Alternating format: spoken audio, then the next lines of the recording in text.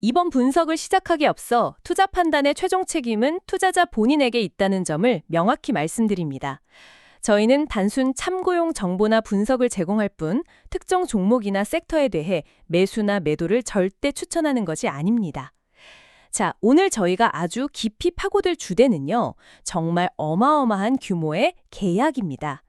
마이크로소프트, 그러니까 MS가 데이터 센터 운영사인 아이리스 에너지, IRN이라고 하죠. 이 회사와 무려 97억 달러. 이게 우리 돈으로 하면 13조 원이 넘는 걸로 아는데 맞나요? 네, 맞습니다. 환율에 따라 조금씩 변동은 있겠지만 대략 그 정도 규모의 엄청난 계약이죠. 그렇죠. 이 정도 규모의 AI 컴퓨팅 파워 확보 계약을 체결했다는 소식입니다. 이게 뭐 단순히 하드웨어 많이 샀다 이런 차원의 이야기가 아닌 것 같아요. 당신이 보내주신 자료들을 쭉 보니까 이건 AI 시대의 패권을 잡기 위한 마이크로소프트의 아주 치밀하고 뭐랄까 다층적인 전략이 고스란히 녹아있는 거래더라고요. 정확히 보셨습니다. 이 계약 하나에 현재 AI 산업을 움직이는 핵심 동력들, 그리고 앞으로의 방향성까지 여러 가지가 응축되어 있다고 볼 수 있습니다. 그래서 오늘 저희의 목표는 이 거대한 계약, 이 97억 달러짜리 거래의 배경이 도대체 무엇인지, 또 여기 얽혀 있는 기업들은 각각 어떤 역할을 하는지, 그리고 이게 앞으로 AI 산업 전체 지형에 어떤 의미를 던지는지 그 숨겨진 전략적 중요성을 한번 속속들이 파헤쳐보는 겁니다. 좋습니다. 아주 흥미로운 이야기가 될 것 같습니다. 자, 그럼 먼저 큰 그림부터 한번 보죠. 거시적인 관점에서 보면 이번 계약은 마이크로소프트가 지금 벌이고 있는 일종의 AI 인프라 영토 전쟁, 뭐 이렇게 불러도 될까요? 그런 전쟁의 한 단면을 보여주는 것 같아요. 네, 영토 전쟁이라는 표현이 과하지 않다고 봅니다. 실제로 그런 양상이 벌어지고 있으니까요. 그렇죠. 아시다시피 마이크로소프트는 요즘 AI 퍼스트를 정말 강력하게 외치고 있잖아요. 자세히 거의 모든 서비스, 뭐 검색 엔진 빙부터 시작해서 윈도우 운영체제, 오피스 프로그램까지 AI를 아주 깊숙이 통합하려는 움직임을 보이고 있죠. 그 코파일럿이라는 이름으로 여러 서비스가 나오고 있고요. 맞습니다. 코파일럿이 대표적이죠. 이제는 단순한 보조 기능을 넘어서 사용자의 생산성 자체를 혁신하겠다는 목표를 가지고 있으니까요. 네. 그런데 이런 야심찬 계획은 필연적으로 어마어마한 컴퓨팅 파워를 요구할 수밖에 없잖아요. 특히 고성능 GPU에 대한 수요가 정말 폭발적으로 늘어나고 있는 상황이고요. 바로 그 점입니다. 마이크로소프트의 AI 서비스 확장 속도와 규모는 정말 전례가 없을 정도예요. 문제는 이 수요 증가 속도가 너무 빠르다는 겁니다. 마이크로소프트가 자체적으로 데이터 센터를 새로 짓고 확장하는 속도로는 도저히 이 폭증하는 수요를 따라잡기 어렵다고 판단한 것 같아요. 아, 그러니까 자체 생산 능력만으로는 한계가 있다. 그렇죠. 단순히 물리적인 공간이나 서버 수를 늘리는 것만이 문제가 아니에요. 최신 AI 칩, 예를 들면 엔비디아의 H100나 앞으로 나올 B200, GB200 같은 것들을 제때 그것도 개량으로 확보하는 것 자체가 엄청난 경쟁이거든요. 확보했다고 해도 이걸 또 효율적으로 전력 공급하고 냉각시키고 운영하는 건 또 다른 차원의 전문성이 필요한 과제고요. 그렇군요.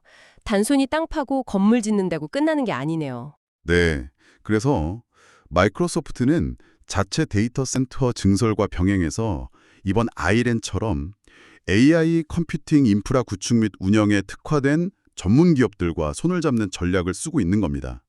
이런 회사들을 소위 신흥 클라우드, 이렇게 부르기도 하더라고요. 대규모 임대 계약을 통해서 필요한 컴퓨팅 자원을 아주 신속하게 확보하는 거죠. 이건 뭐랄까, 시간과의 싸움에서 우위를 점하려는 아주 중요한 전략적 선택입니다. 신흥 클라우드. 이 용어가 좀 생소하면서도 흥미롭네요. 그러니까 기존에 우리가 아는 거대 클라우드 기업들, 뭐 아마존의 AWS나 마이크로소프트 자신의 Azure, 구글 클라우드 플랫폼 GCP 이런 것들과는 좀 다른 성격의 플레이어들이 등장하고 있다는 뜻이군요. 그렇습니다. 이 신흥 클라우드 업체들은 특정 목적, 특히 AI 학습이나 추론 같은 고성능 컴퓨팅, HPC 워크로드에 최적화된 인프라 환경을 전문적으로 구축하고 이걸 필요로 하는 기업들에게 통째로 빌려주는 사업 모델을 가지고 있어요. 훨씬 더 전문화되고 특화된 서비스라고 할 수 있죠. 마이크로소프트가 이런 신흥 클라우드와 계약한 게 이번 아이랜이 처음은 아니라고 들었는데요. 네, 맞아요. 이번 아이랜 계약 규모가 워낙 커서 주목받았지만 그 이전에도 비슷한 움직임들이 있었습니다. 예를 들어 네덜란드에 기반을 둔 네비우스라는 회사와는 무려 17억 4천만 달러 규모의 계약을 맺었다는 보도도 있었고요. 유럽의 엔스케일 같은 회사와도 수십억 달러 규모의 계약을 체결한 것으로 알려져 있습니다. 와, 17억 4천만 달러면 이번 아이랜 계약보다 더 큰데요. 그렇죠. 규모 면에서는 더 크죠.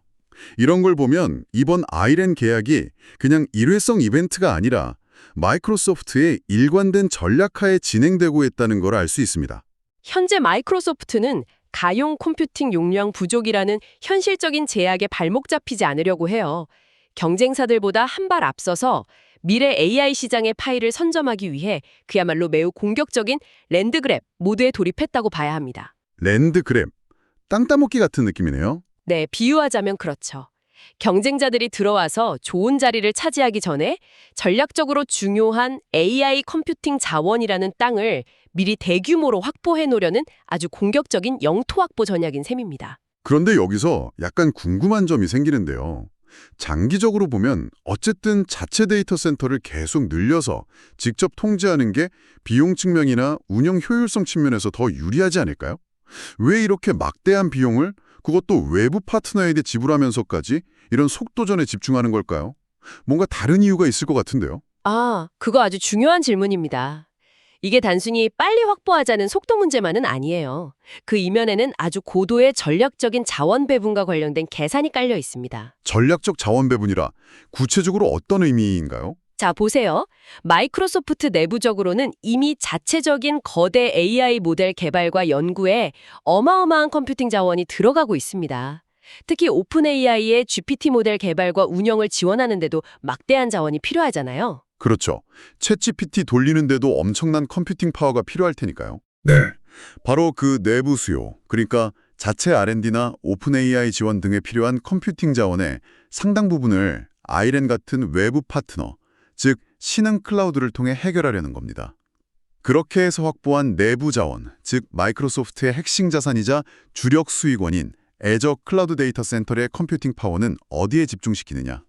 바로 일반 기업 고객들에게 제공하는 고부가 가치 AI 서비스, 예를 들면 애저 오픈 AI 서비스 같은 것에 더욱 집중시키려는 거죠.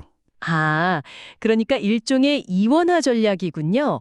내부용과 외부 고객용 자원을 분리해서 효율을 높인다. 정확합니다. 내부 R&D 수요와 외부 고객 서비스 수요라는 두 마리 토끼를 모두 잡기 위한 전략적인 자원 배분인 셈이죠. 또 다른 측면도 있어요. 데이터 센터를 하나 짓는 데는 정말 막대한 초기 자본 지출, 우리가 보통 캐펙스라고 부르는 자본 투자가 필요합니다. 부지 매입부터 시작해서 건물 짓고 전력 설비 갖추고 서버 채우고, 이게 돈도 돈이지만 시간도 엄청나게 오래 걸려요. 그렇죠. 몇 년씩 걸리기도 하잖아요. 네. 그런데 AI 기술은 너무 빨리 변하잖아요. 몇 년 뒤에는 또 어떤 새로운 기술이 나올지 모르는데 너무 많은 자본을 한 곳에 묶어두는 건 위험할 수도 있죠. 외부 파트너십을 활용하면 이런 막대한 초기 캐펙스 부담을 분산시킬 수 있고 또 시장 변화나 기술 발전에 훨씬 더 민첩하게 대응할 수 있게 됩니다. 필요하면 계약을 조정하거나 다른 파트너를 찾을 수도 있고요. 아하, 그러니까 속도, 비용 효율상, 위험 분산, 그리고 핵심 사업 집중, 이런 여러 가지 요소를 종합적으로 고려한 고도의 전략적 판단이다. 이렇게 정리할 수 있겠네요. 네, 맞습니다. 단순히 하드웨어 빌려 쓰는 걸 넘어서는 훨씬 복잡하고 정교한 계산이 깔려 있는 거죠. 그럼 이제부터가 정말 흥미로워지는 지점인데요. 방금 말씀하신 것처럼 이 97억 달러짜리 거래는 마이크로소프트 혼자서는 절대로 완성될 수 없는 그림입니다.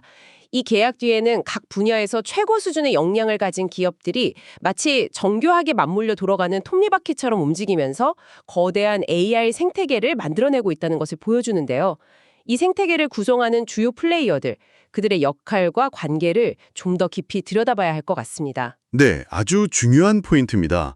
이 97억 달러짜리 계약 뒤에는 최소 4개의 핵심 플레이어가 아주 유기적으로 연결되어 있습니다. 각자의 역할과 강점이 정말 명확하게 드러나죠. 한번 하나씩 살펴볼까요? 네, 좋습니다. 첫 번째 플레이어는 당연히 당연히 마이크로소프트 MS겠죠. 이들은 이 모든 이야기의 시작점입니다. 단순히 AI 서비스를 돌리기 위해 컴퓨팅 파워를 구매하는 수요자의 역할을 넘어서요. 오히려 전체 판을 기획하고 어떤 종류의 AI 서비스가 필요한지 정의함으로써 수요 자체를 창출하고 더 나아가 그 수요를 충족시키기 위해 필요한 컴퓨팅 파워의 규모와 종류, 예를 들면 어떤 종류의 GPU가 몇 개나 필요한지, 어떤 네트워크 기술이 필요한지 등 구체적인 기술 사양까지 제시하는 설계자이자 핵심 수요 창출자라고 봐야 합니다. 아, 그러니까 단순히 GPU 많이 주세요가 아니라 엔비디아의 GAB200 NVL72 시스템 기반으로 이 정도 성능을 내는 클러스터를 구축해 주세요. 이런 식으로 아주 구체적인 요구를 한다는 거군요. 그렇죠. 그럴 가능성이 매우 높습니다. 마이크로소프트는 자사의 코파일럿 같은 AI 서비스 로드맵에 맞춰서 가장 최적화된 성능을 낼 수 있는 하드웨어 아키텍처를 이미 염두에 두고 있을 겁니다. 그리고 그 요구사항을 파트너에게 전달하는 거죠.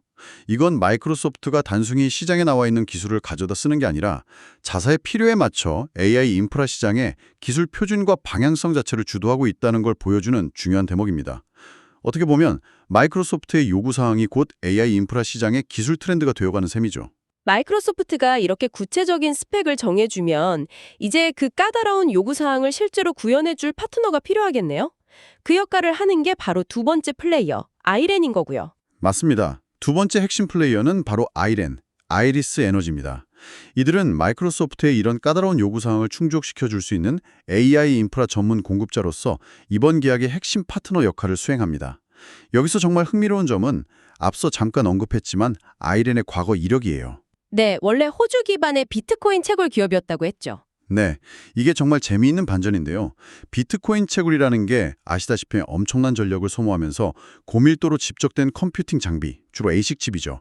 를 24시간 내내 쉬지 않고 돌려야 하잖아요. 그렇죠. 전기요금 감당 못해서 사업 접는 곳도 많았잖아요. 맞습니다. 그런데 바로 그 경험이 역설적으로 AI 데이터 센터 운영에 필요한 핵심 역량이 된 겁니다. 비트코인 채굴을 통해 아이렌은 대규모 시설에 안정적으로 엄청난 고전력을 공급하고 관리하는 노하우를 쌓았고요. 또 빽빽하게 들어찬 장비에서 발생하는 엄청난 열을 효과적으로 제어하는 고밀도 냉각 기술에 대한 경험도 축적했습니다. 그리고 무엇보다 24시간 365일 중단 없이 돌아가야 하는 미션 크리티컬한 시설에 안정적으로 운영해본 경험 자체가 큰 자산이 된 거죠. 와, 어떻게 보면 비트코인 채굴이 AI 시대를 위한 예행 연습이 된 셈이네요. 그렇죠.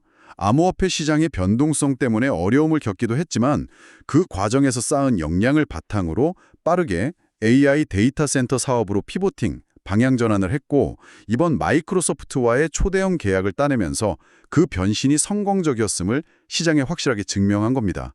특히 아이렌의 강점 중 하나는 사업 모델이 상당히 수직 계열화되어 있다는 점이에요.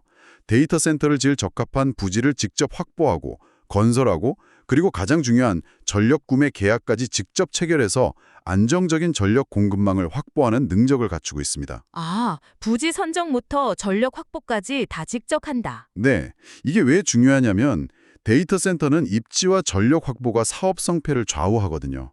특히 AI 데이터 센터는 전력 소모가 워낙 크기 때문에 저렴하고 안정적인 전력 공급원을 확보하는 게 핵심 경쟁력입니다. 아이렌은 이 부분에서 강점을 가지고 있기 때문에 마이크로소프트와 같은 거대 고객 입장에서는 믿고 맡길 수 있는 든든한 파트너가 되는 거죠. 변화하는 요구에 신속하게 대응하고 안정적인 운영을 보장하면서 비용 효율성까지 높일 수 있으니까요. 정말 흥미로운 스토리네요. 비트코인 채굴 경험이 이렇게 AI 시대의 핵심 경쟁력이 될 줄은 정말 예상 밖입니다. 자, 그럼 마이크로소프트가 설계를 하고 아이렌이 그 설계에 맞춰 튼튼한 집, 데이터 센터를 지었어요. 그런데 이 집 안에 들어갈 가장 중요한 핵심 부품, 그러니까 AI의 두뇌 역할을 할 반도체는 또 다른 누군가가 만들어야 하잖아요. 바로 그 지점에서 세 번째 플레이어, 현 시점에서는 정말 대체 불가능한 존재죠. 엔비디아가 등장합니다. 이들은 이 거대한 거래와 AI 생태계 전체를 가능하게 만드는 대체 불가능한 핵심 기술 제공자라고 할 수 있습니다. 엔비디아, 정말 요즘 AI 이야기에서 빼놓을 수가 없는 이름이죠. 그렇죠. 현재 AI 모델을 학습시키거나 추론하는 데 사용되는 고성능 GPU 시장에서 엔비디아의 점유율은 조사기관마다 조금씩 차이는 있지만 최소 80%에서 많게는 90% 이상을 차지하고 있습니다. 이건 거의 독점에 가까운 수준이죠. 마이크로소프트가 아이렌을 통해서 확보하려는 그 막대한 컴퓨팅 파워의 핵심 두뇌가 바로 엔비디아의 최신 GPU들, 특히 H100의 후속작인 B200이나 여러 GPU와 CPU를 하나로 묶은 GB200 같은 차세대 칩들입니다. 그러니까 MS나 아이렌이 아무리 노력해도 엔비디아 칩이 없으면 말짱 도루묵이다. 네, 과정 없이 그렇다고 할 수 있습니다. 이 엔비디아의 최신 칩들은 마이크로소프트가 코파일럿을 비롯한 자사의 미래 AI 서비스 경쟁에서 구글이나 다른 경쟁사들보다 기술적인 우위를 확보하고 유지하는 데 필수적인 그야말로 전략 자산입니다. 따라서 마이크로소프트가 아이렌에게 지불하는 그 97억 달러라는 막대한 비용 안에는 사실상 이 귀하고 구하기 어려운 엔비디아 칩을 안정적으로 그것도 대량으로 선점하기 위한 상당한 프리미엄이 포함되어 있다고 봐야 합니다. 엔비디아 칩 공급이 조금이라도 차질을 빚으면 이 모든 거대한 계획 자체가 흔들릴 수 있을 정도로 엔비디아는 현재 AI 생태계의 심장과 같은 존재인 거죠. 와, 정말 엔비디아의 위상이 대단하네요. 그럼 이제 그림이 좀 더 명확해지는 것 같습니다. 마이크로소프트가 큰 그림, AI 서비스 비전을 그리고 아이렌이 그 그림을 담을 특수한 액자, AI 데이터 센터를 만들고 엔비디아가 그 액자 속 그림의 가장 중요한 물감, GPU를 공급하는 셈이네요. 그럼 이 강력한 물감들을 액자 위에 잘 배치하고 실제로 멋진 그림이 되도록, 즉 거대한 시스템으로 완성하는 역할은 누가 맡는 건가요? 그냥 GPU만 있다고 다 되는 건 아닐 테네요. 정확합니다. 바로 그 역할을 수행하는 네 번째 핵심 플레이어가 있습니다. 바로 델 테크놀로지스입니다. 이들은 단순한 서버 납품업체를 넘어서 AI 팩토리의 구축자, AI 팩토리 빌더로서 아주 핵심적인 역할을 담당합니다. 델이요? 델 컴퓨터로 유명한 그 델 말인가요? 서버도 만드는 건 알았지만 AI 팩토리 구축자라니 좀 의외인데요. 네, 많은 분들이 델 PC 회사로만 생각하시는데 사실 델은 엔터프라이즈 서버 시장에서도 아주 강력한 플레이어입니다. 그리고 최근 AI 시대가 열리면서 그 중요성이 더욱 부각되고 있어요. 실제로 이번 거래를 보면 아이렌이 마이크로소프트와의 계약을 이행하기 위해 필요한 하드웨어, 특히 엔비디아 GPU가 탑재된 고성능 서버 시스템을 구축하기 위해서 델과 별도로 무려 58억 달러 규모의 구매 계약을 맺었습니다. 58억 달러요? 잠깐만요. 그럼 MS가 아이렌에게 주는 돈 97억 달러 중에서 절반 이상이 다시 델에게 하드웨어 구매 비용으로 흘러들어간다는 이야기인가요? 네, 그렇게 볼 수 있습니다. 이게 뭘 의미하냐면 델이 단순히 엔비디아 칩을 사다가 서버 박스에 넣어서 파는 수준이 아니라는 겁니다. 델은 수천, 수만 개의 엔비디아 GPU들을 물리적으로 서버렉에 효율적으로 장착하고 이들을 엔비디아의 엔빌링크나 인피니밴드 같은 초고속 네트워크 기술로 손실 없이 연결하고 또 GPU들이 내뿜는 엄청난 열을 효과적으로 제어하기 위한 최첨단 냉각 시스템, 특히 액체 냉각 방식이 중요해지고 있죠. 이를 통합하고 이 모든 거대한 시스템을 효율적으로 관리하고 모니터링하는 소프트웨어까지 함께 제공해서 말 그대로 하나의 거대한 AI 공장, AI 팩토리를 실제로 설계하고 구축하는 핵심적인 역량을 갖추고 있다는 것을 보여줍니다. 아, AI 팩토리라는 말이 이제 이해가 되네요. 단순히 부품 조립이 아니라 공장 전체를 설계하고 짓는 역할. 맞습니다. 델이 가진 AI 최적화 서버 설계 능력, 이런 대규모 시스템을 통합하고 구축해본 경험, 그리고 무엇보다 엔비디아와의 아주 긴밀한 기술 파트너십이 엔비디아 칩의 그 강력한 성능을 실제 데이터 센터 환경에서 병목 현상 없이 최대한 끌어내도록 만드는데 필수적인 역할을 하는 겁니다. 델 같은 시스템 구축 파트너 없이는 엔비디아 칩도 제 성능을 다 발휘하기 어렵다는 거죠. 와, 정말 들어볼수록 감탄이 나오네요. 마치 정말 잘 짜인 각본처럼 각자의 역할이 완벽하게 연결되어 있어요. 마이크로소프트가 AI 서비스라는 거대한 수요와 미래 비전을 제시하면 설계자 수요 창출자, AR은이 그 비전을 담을 최적화된 그릇, 즉 전문 데이터 센터를 만들고 인프라 공급자, 엔비디아가 그 그릇의 핵심 내용물인 강력한 AI 두뇌 GPU를 공급하며 핵심 기술 제공자, 마지막으로 델이 그 내용물들을 최적의 상태로 조립하고 연결해서 실제로 가동되는 거대한 AI 공장을 짓는 시스템 구축자, 완벽한 분업 체계.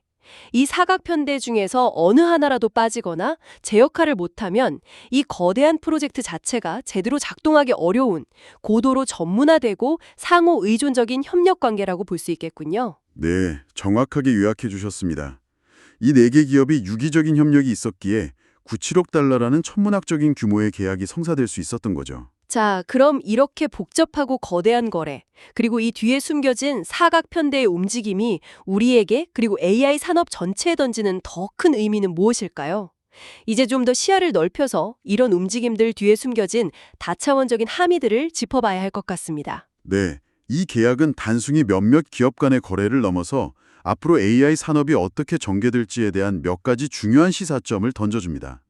크게 3가지 정도로 정리해 볼 수 있을 것 같아요. 네, 첫 번째 함의는 무엇인가요? 첫 번째는 기술 공급망의 근본적인 재편입니다. 과거 클라우드 인프라 시장을 생각해보면 공급망 구조가 비교적 단순했어요. 주로 칩 설계사, 예를 들면 인텔이나 AMD, 그리고 최근에는 엔비디아 같은 회사들이 칩을 만들면 이걸 마이크로소프트 애저나 아마존 AWS, 구글 클라우드 같은 거대 클라우드 기업들이 대량으로 구매해서 자체 데이터 센터를 구축하고 서비스를 제공하는 구조였죠. 네, 보통 그렇게 알고 있죠. 그런데 이번 마이크로소프트, IN, 델, 엔비디아의 협력 모델을 보면 이 구조가 훨씬 더 복잡하고 다층화되고 있다는 것을 명확하게 보여줍니다. 이제는 칩 설계사, 엔비디아에서 바로 최종 서비스 제공사, MS로 가는 게 아니라 그 사이에 시스템 통합 및 구축사, 델과 전문 데이터 센터 운영사, IN 같은 신흥 클라우드라는 새로운 단계들이 중요하게 자리 잡고 있는 거죠. 공급망이 더 길어지고 각 단계마다 전문성이 더 요구되는 구조로 바뀌고 있는 겁니다. 공급망이 더 복잡해지고 전문화된다. 이게 어떤 의미를 가질까요? 일단 긍정적인 측면에서는 마이크로소프트 같은 빅테크 입장에서 보면 필요한 인프라를 더 빠르고 유연하게 확보할 수 있는 옵션이 늘어난다는 장점이 있습니다. 모든 걸 직접 다 하려고 하기보다는 잘하는 파트너에게 맡기는 거죠. 하지만 동시에 이건 새로운 종류의 의존성을 만들어낼 수도 있습니다. 예를 들어 아이렌 같은 전문 데이터 센터 운영사들이 특정 기술, 예를 들어 고성능 액체 냉각 기술이나 특정 지역의 저렴한 전력 확보 능력 등에서 강력한 경쟁 우위를 확보하게 되면 미래에는 이들이 공급망 내에서 상당한 협상력을 갖게 될 수도 있어요. 어떻게 보면 빅테크의 힘이 분산되면서 새로운 권력 중심이 탄생할 가능성도 배제할 수 없습니다. 이건 단순한 효율성 증대 문제를 넘어서 앞으로 산업 내 힘의 균형이 어떻게 변화할지를 예고하는 중요한 신호일 수 있습니다. 아, 그렇군요. 새로운 플레이어들의 등장과 함께 공급망 내에서의 파워게임도 달라질 수 있다는 말씀이시네요. 흥미로운 관점입니다. 그럼 두 번째 함의는 무엇일까요? 두 번째는 앞서 잠깐 언급했던 문제인데요.